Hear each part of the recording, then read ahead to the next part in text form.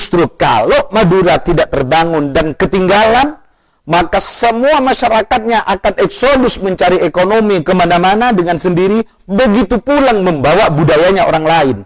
Maka sekali lagi, kepada Ibu Gubernur, Ibu Khofifah Indar Parawansa, jangan pernah khawatir untuk membangun Madura, dan jangan pernah surut.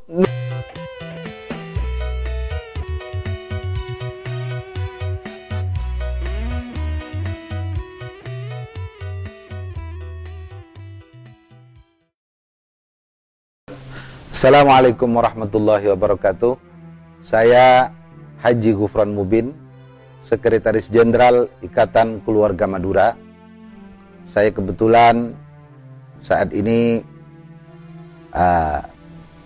mempunyai amanah juga ikut di PBNU dan di MUI Pusat dan di pengurus wilayah Nahdlatul Ulama DKI Jakarta. Gubernur kita saat ini, Ibu Khofifah Indar Parawansa ini adalah orang yang penuh dengan gagasan-gagasan, ya. Yang diantara gagasannya adalah beliau ingin membangun Islamic Science Park Center di Madura. Kenapa kok dibangun di Madura? Beliau paham betul bahwa Madura itu adalah satu daerah yang religi, dan itu harus dibangun dimulai dengan religi itu. Sehingga beliau tentu menginginkan bahwa Islamic Science Park ya itu menjadi pusat penelitian, ya, yang kemudian nanti akan melahirkan para intelektual Islam yang lahir dari Madura. Dan itu bukan karena sekarang, karena memang Madura banyak melahirkan tokoh-tokoh agama yang kemudian melahirkan pula tokoh-tokoh nasional itu. Antusiasme masyarakat Madura dengan apa yang diwacanakan oleh Gubernur Jawa Timur itu luar biasa. Karena mereka tahu bahwa betul di Madura ada beberapa pesantren. Tetapi sampai saat ini, ya, pesantren-pesantren itu hanya bisa memproduksi para santri yang kemudian pulang lagi kembali ke desa.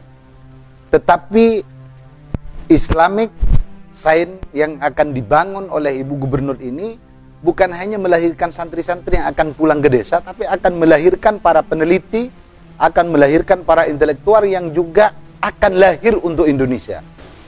Ikama sebagai wadah sosial dari masyarakat Madura tentang pembangunan Madura sudah sangat seringkali mengumpulkan para tokoh, mengumpulkan para intelektual, ya, untuk selalu membicarakan bagaimana Madura ke depan, bagaimana pembangunan Madura ke depan, baik melestarikan religius Madura ataupun pembangunan ekonomi Madura.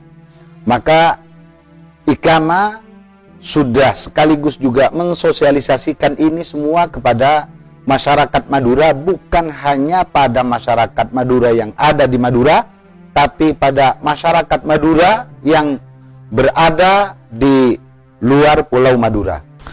Semua para tokoh, ya, mulai daripada tokoh-tokoh senior, ya, sampai tokoh-tokoh muda Madura sudah seringkali duduk bersama untuk membicarakan bagaimana pembangunan Madura ke depan, baik untuk melestarikan adat istiadat Madura yang sudah begitu kental dan religius itu, dan bagaimana Madura itu bisa terbangun secara ekonomi. Semua para tokoh baik senior ataupun tokoh-tokoh muda itu selalu berdiskusi, selalu duduk bersama, dan sampai saat ini itu terus berlanjut. Kita para tokoh-tokoh Madura itu, ya, sudah duduk bersama dengan para tokoh-tokoh Madura yang ada di semua lini, yang ada di pemerintahan, yang ada di ormas-ormas besar, telah duduk bersama dan membicarakan planning Madura ke depan itu seperti apa, itu sudah sering dibicarakan. Baik, hasil daripada diskusi-diskusi panjang dari para stakeholder Madura itu yang ada di semua lini, baik ada di pemerintahan, baik eksekutif atau yudikatif, karena mereka, para tokoh Madura ini sejak berdirinya Indonesia ini, orang Madura selalu ada di pemerintahan sampai saat ini. Dan mereka sudah mempunyai satu konsep besar, bagaimana membangun Madura ke depan. Bahkan sudah selalu digaungkan, dan selain sosialisasi juga sudah melakukan kajian akademik bagaimana Madura bisa menjadi provinsi, dan sudah melakukan kajian-kajian bagaimana paling tidak Madura bisa menjadi kawasan ekonomi khusus. Maka oleh karena itu, rencana Gubernur Jawa Timur untuk membangun Islamic Science Park Madura itu adalah menjadi langkah awal dari pembangunan besar Madura itu sendiri. Lah, inilah yang penting sebenarnya, bahwa membangun itu tidak bisa sendiri. Kita harus duduk bersama dan harus bersama. Bahwa memang dalam rencana pembangunan Islamic Science Park Madura itu butuh lahan di mana di atasnya akan dibangun itu. Oleh karena itu, ini membutuhkan satu kebijakan penting dari stakeholder Madura, bukan hanya Bangkalan, Sampang, Pamekasan, dan Sumeneb, tapi semua harus duduk bersama. Karena ini tidak berbicara Bangkalan, tidak berbicara Sampang, tapi berbicara Madura. Sehingga tidak boleh para stakeholder di Madura itu ada yang terlewatkan. Semua harus dan duduk bersama bagaimana untuk menyiapkan lahan itu. Dan kalau itu tidak bisa disiapkan, ya berarti para stakeholder tidak mempunyai niat besar untuk membangun Madura itu sendiri. Karena rencana pembangunan Islamic Science Park Madura ini adalah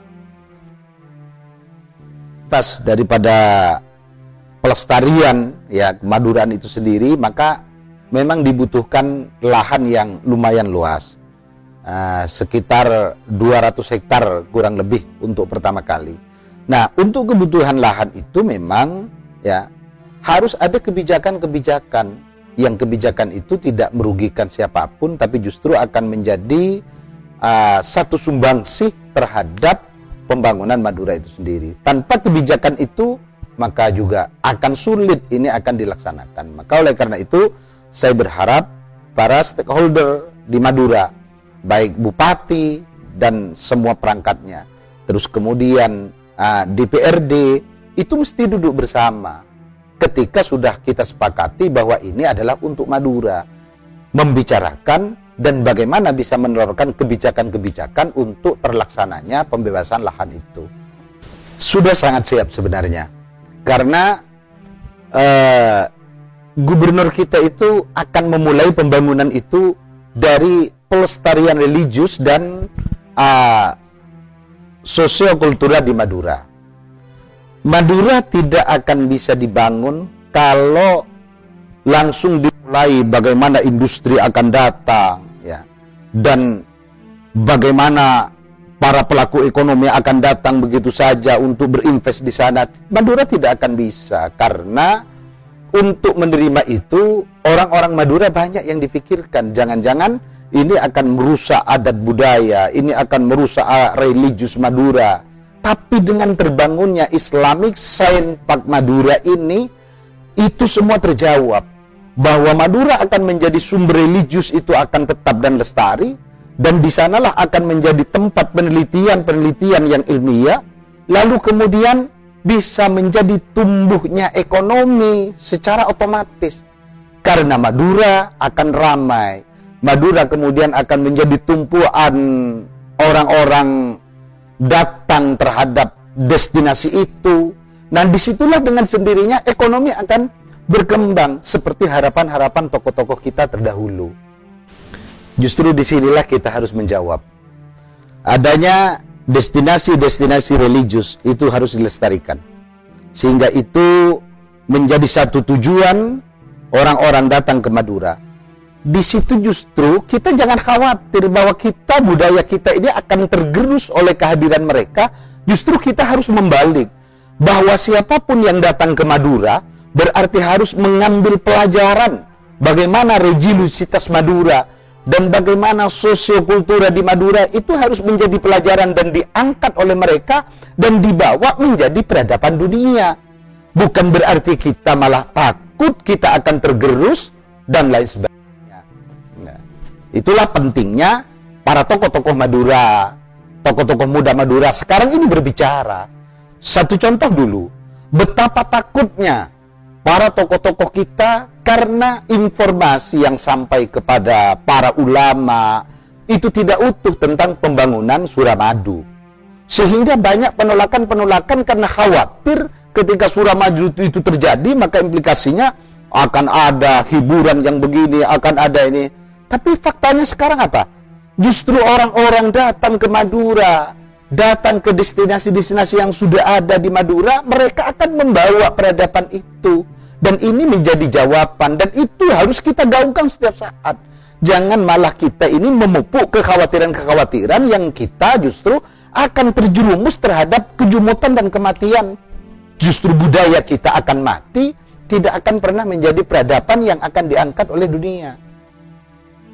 Sebagai yang lahir di Madura dan besar di Madura, sangat berharap kepada semua stakeholder, kepada semua tokoh, baik yang ada di Madura atau yang ada di perantauan, khususnya kepada para tokoh-tokoh yang ada di perantauan, yang menjadi bagian dari pemerintah, baik yudikatif atau legislatif, ya, eksekutif, ya. Saya ingin mereka bisa melihat Madura itu sekarang menjadi satu daerah yang punya cita-cita besar. Maka oleh karena itu saya harap mereka pulang kembali untuk membangun Madura dengan segala kemampuan yang ada. Sehingga kalau Madura ini sudah bisa terbangun secara religius, sudah bisa dilestarikan, kemudian ekonomi itu bisa dikembangkan, maka sangat wajar kalau suatu saat Madura disuarakan akan menjadi provinsi tersendiri. Maka oleh karena itu, satu langkah sebenarnya yang paling penting untuk pembangunan Madura, selain membangun tempat yang menjadi pusat religiusitas orang Madura, religius orang Madura, ya, maka perlu 4 kabupaten itu duduk bersama, mensepakati untuk membuat satu kawasan yang kita kenal dengan kawasan ekonomi khusus. Kita tidak bisa bayangkan kalau Madura sekarang punya satu terminal saja, laut, udara, dan darat, maka dengan sendirinya masyarakat Madura itu semua akan terlibat secara perekonomian. Belum lagi ini menjadi provinsi, karena ini akan bisa menjadi cikal bakal bagaimana Madura menjadi provinsi. Kalau sekarang saja harus menjadi provinsi, kalau toh pemerintah pusat mengabulkan, lalu dari mana anggaran untuk menghidupkan? Nah, maka oleh karena itu yang sangat logis sekarang, jangan bicara Bangkalan, jangan bicara Sampang, Pamekasan, dan Sumedap, tapi duduklah bersama. Mumpung para bupati dan para DPR-DPR ini mempunyai satu amanah yang diberikan oleh masyarakat Madura, duduk bersama, mensepakati di mana kira-kira yang akan dijadikan sebagai kawasan ekonomi khusus. Jangan bicara Bangkalan, ini punya milik Madura dan akan diatur secara profesional. Maka setelah infrastrukturnya dibangun bersama, maka saya yakin para investor akan melirik terhadap bagaimana Madura, sehingga saya harap jangan lagi digaungkan. Kalau Madura terbangun, maka budayanya akan tergerus. tidak akan pernah.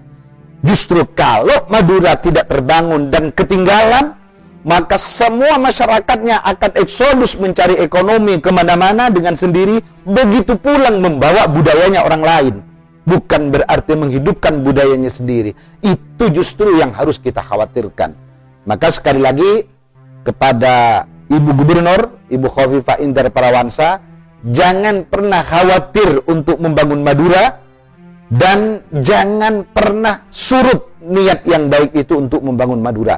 Saya yakin para tokoh ulama-ulama kita, tokoh-tokoh muda, dan semuanya akan mensupport dan akan memberikan sumbangsi yang besar terhadap niat baik Ibu Gubernur kita. Assalamualaikum warahmatullahi wabarakatuh.